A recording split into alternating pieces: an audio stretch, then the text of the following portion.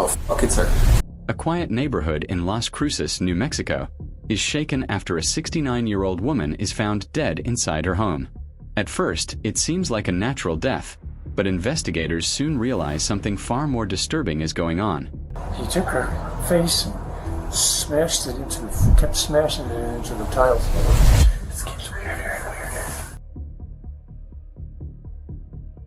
On the afternoon of November 21st, 2022, Las Cruces police received a frantic call from an elderly woman who feared something terrible had happened to her friend.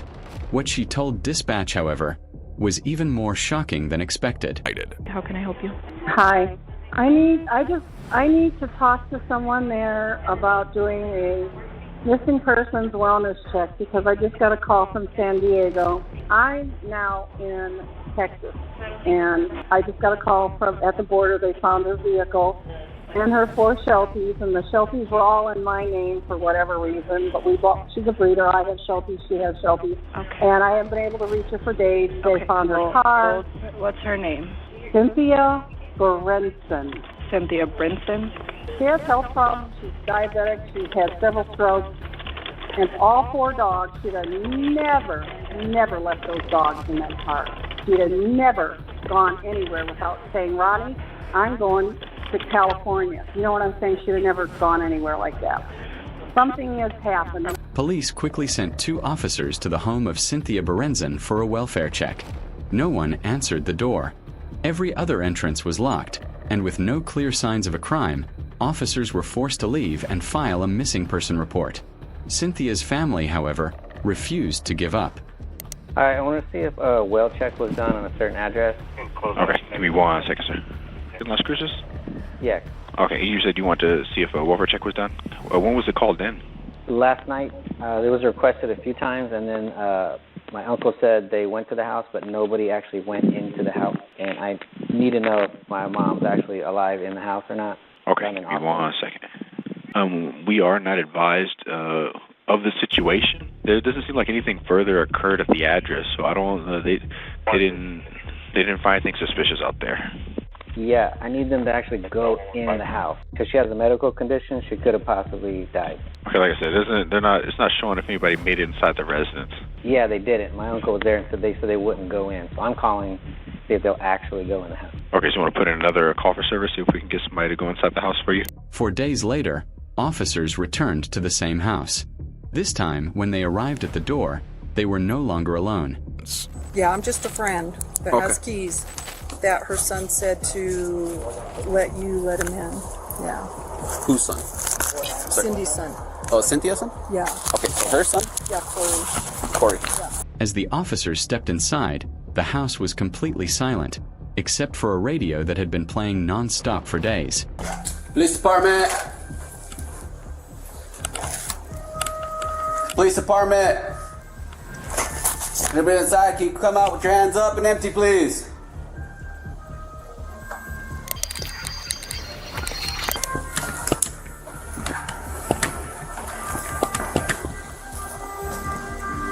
They searched the house room by room, looking for Cynthia or any clues. Everything appeared normal, except for one door that stood out. What was behind it would change the entire case. Let's kick the door. That's what I'm trying to think, like... We're gonna ask LT. There's no signs of... The smell. Really. Yeah, just the smell. I got it. Oh, got it.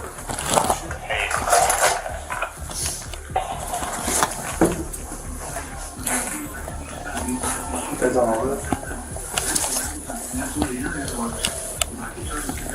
Purchasing those lists and then getting through the mail or sending into the actually put individual names to the list is able to characterize and profile American citizens based on a whole host of things that are public but anonymous. And I asked that question to Ray in the committee, and once again he didn't answer. I said, are you purchasing lists of Americans that are anonymous and then using technology to penetrate the mass? Oh, it's her. She's 10-7.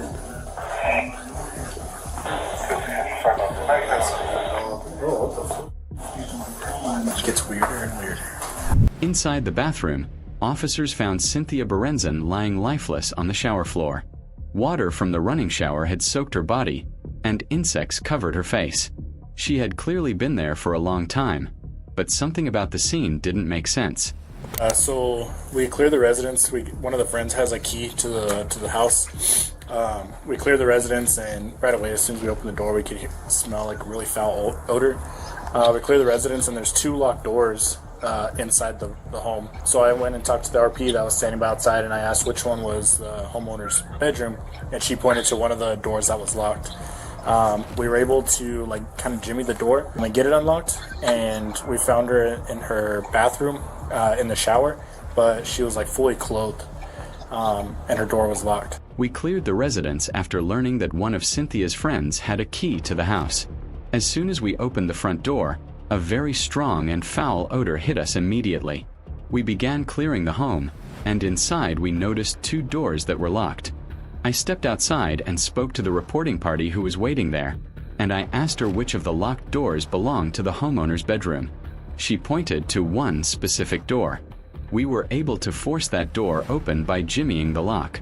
Inside, we found Cynthia in her bathroom, lying in the shower. She was fully clothed, and the bathroom door itself had been locked from the inside. Based on everything officers saw at that moment, their initial assessment was that Cynthia may have slipped, hit her head in the shower, or possibly suffered a stroke. However, it did not take long for detectives to begin considering a very different possibility.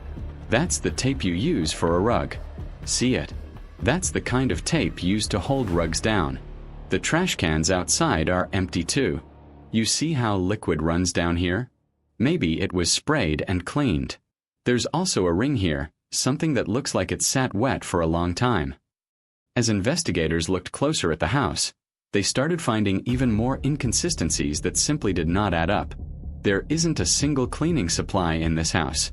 No Dawn, no bleach, nothing at all. In the living room closet, there are maybe 4 tiles. There aren't any towels, blankets, or supplies. In my own house, my living room closet is stacked full of blankets and items. Here, there's nothing. And it wasn't just the cleaning supplies, rugs, and blankets that were missing. Much of her kitchen appeared cleared out as well. Cabinets, food, pantry items. Everything was gone or strangely wedged away. The missing blankets, missing food, missing cleaning products, and the unnaturally spotless condition of the home all pointed to one clear conclusion. There were no signs of a struggle, but someone else had definitely been present in the house when Cynthia died. At that point, investigators still were not officially calling it a homicide. However, neighbors who were interviewed shared disturbing information that suggested something much darker. One neighbor claimed they had seen Cynthia walking out of the house covered in blood. She came over to my house and I helped her inside. She didn't seem to know where she was going. We tried to clean her up, and I asked her what happened. She told me that her son beat her badly. I asked what he did, and she said he took her face and smashed it repeatedly into the tile floor. The neighbor explained that there had been a court case involving Cynthia and her son. Family members had traveled from other states, and the court eventually issued a decision ordering him to stay away from her. Another officer later confirmed that Cynthia had a restraining order against her son until the year 2032. Despite this, neighbors believed he had been living in the house again for at least 1 to 2 years. They describe him as a strange and unsettling individual. One neighbor said they had frequently heard Cynthia and her son arguing loudly. When asked who they immediately suspected after learning of her death, several neighbors all said the same name, Dylan, her son. One woman explained that she was a therapist and had known Dylan personally. She described him as deeply troubled, emotionally explosive, and unstable. Cynthia often made excuses for his behavior, claiming he had cancer. However, the neighbor suspected drug use, possibly fentanyl or meth, based on his behavior and demeanor.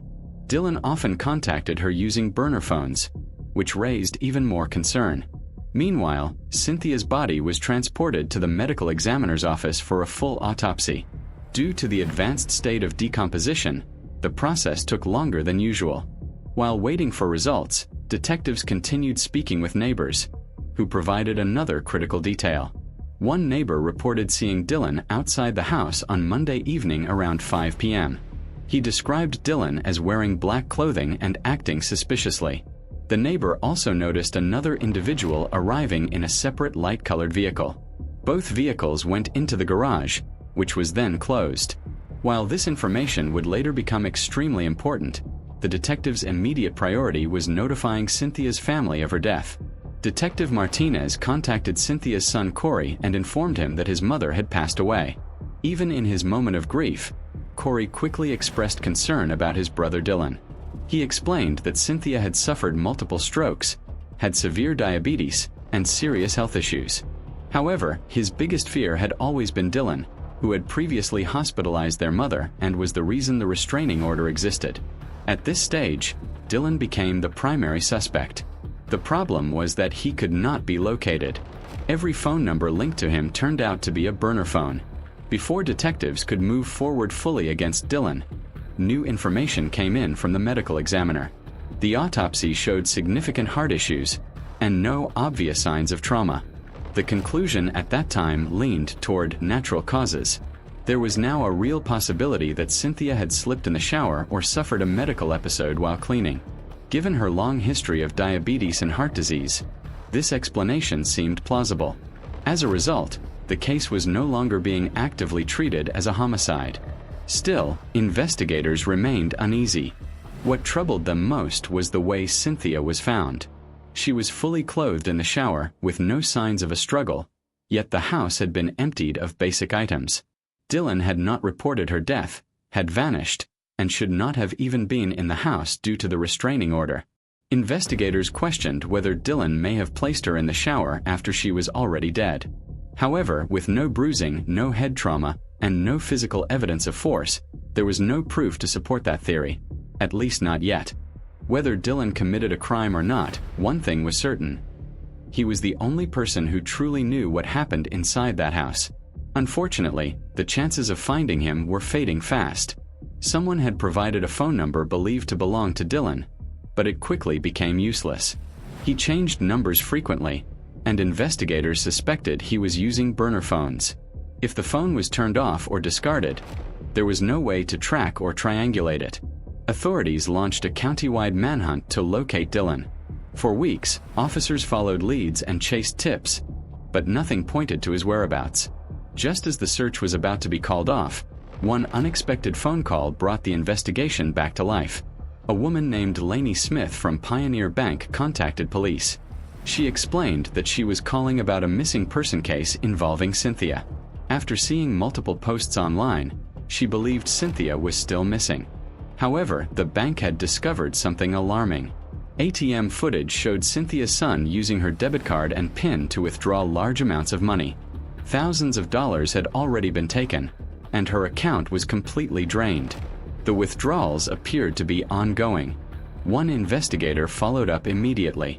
The bank employee explained that the withdrawals were happening in large amounts, often $500 at a time. In addition, there were numerous Walmart charges, many for small amounts, suggesting the purchase of gift cards. The activity appeared to have started around October 11th. This financial trail gave detectives renewed hope. They believed it could provide enough evidence to obtain warrants and track Dylan's movements. However, accessing Cynthia's full financial records could take up to 6 months, more than enough time for Dylan to flee the country. While waiting, detectives made a risky decision. They contacted the only known associate Dylan had stayed in touch with. The woman explained that she had known Dylan for years. Her daughter went to school with him, and Cynthia had also worked with her daughter at Vista College. Dylan often reached out to her for help and even referred to her as Mom. The last time he contacted her was Sunday morning. Detectives carefully avoided sharing too much information, worried she might warn Dylan.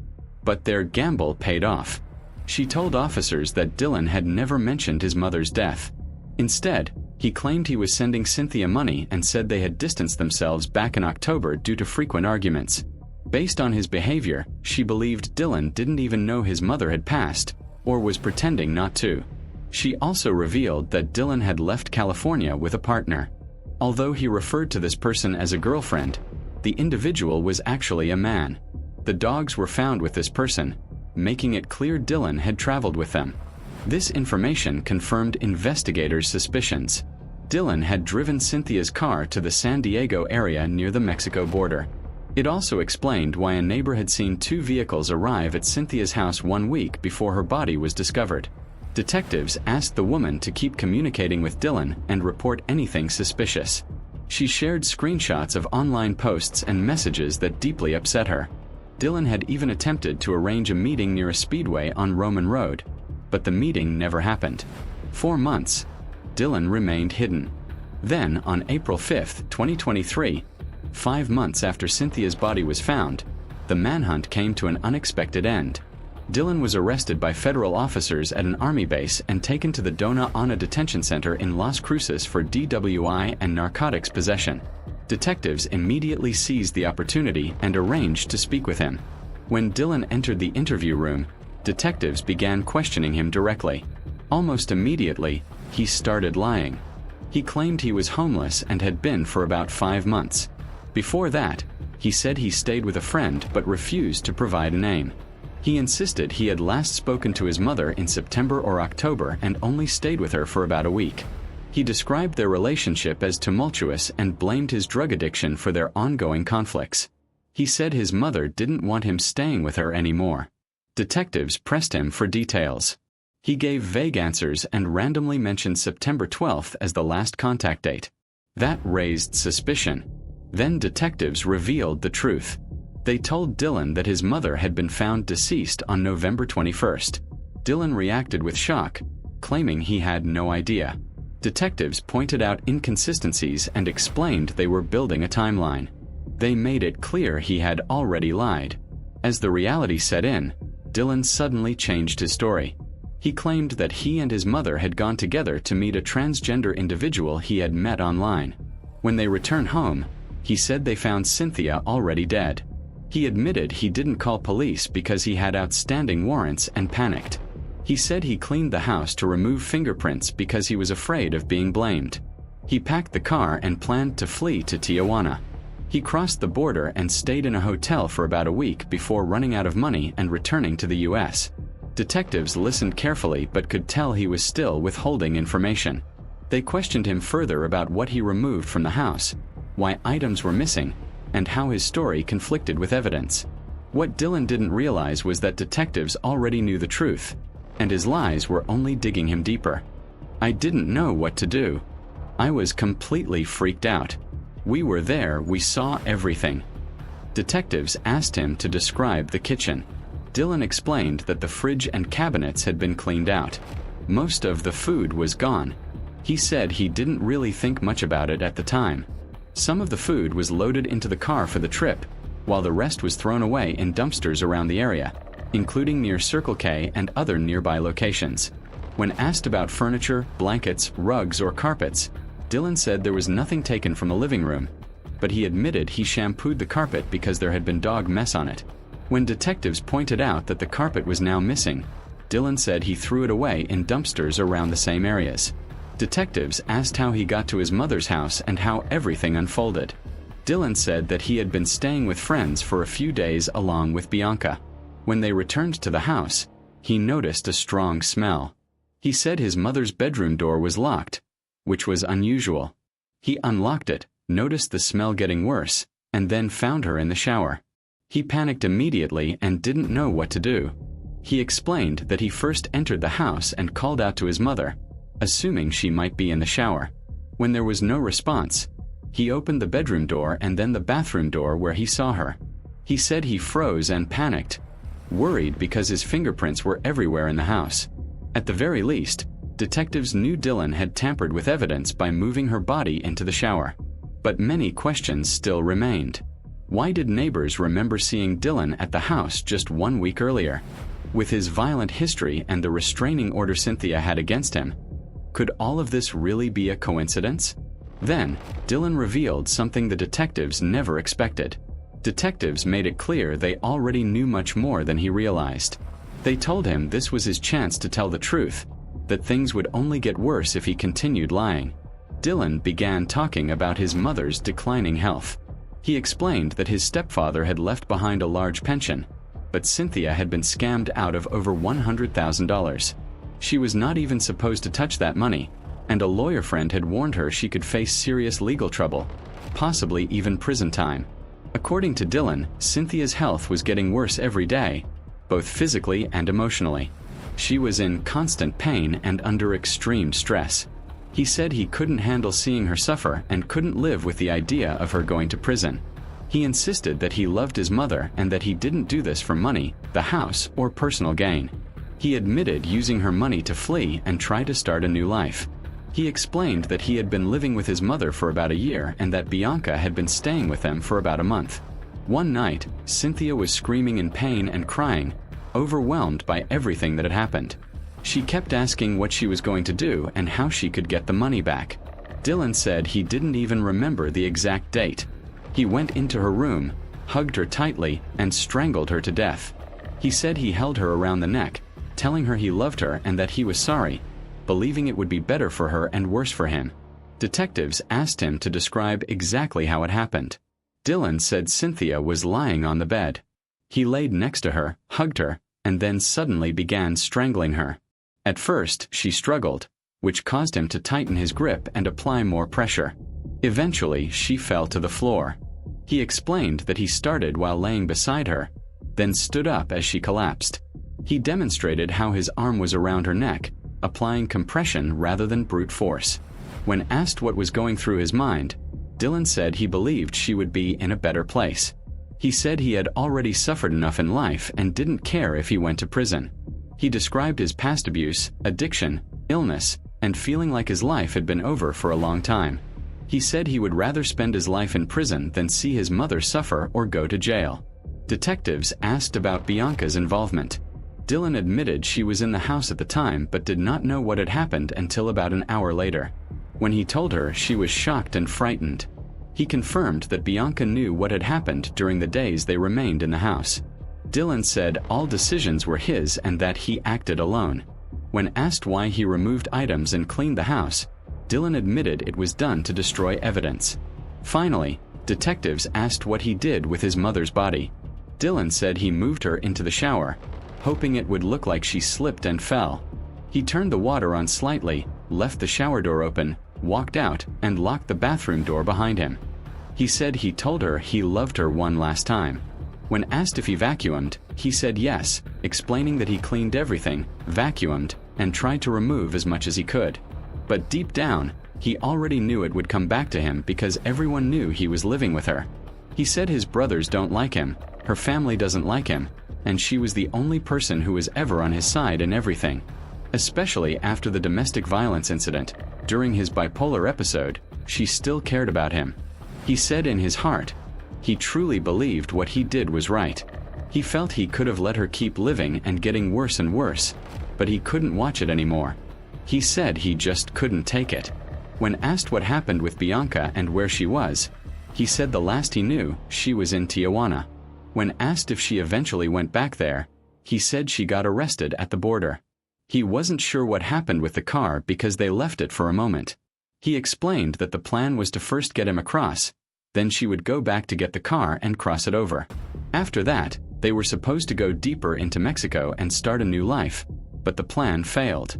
When asked what connections Bianca had besides him in Las Cruces, he said this was where it would sound crazy. He admitted they had only known each other for 1 month before he and his mother went to get her. He said he didn't even know her real name. He explained that she was transgender and that there were many things he didn't know about her. When asked what name he believed she went by, he said it might be Lewis or Lewis, based on what he remembered seeing on her license. He confirmed the gender marker was X and stated she had no ties to anyone in Las Cruces or nearby areas. He said everything he had said in the last several minutes was the complete truth.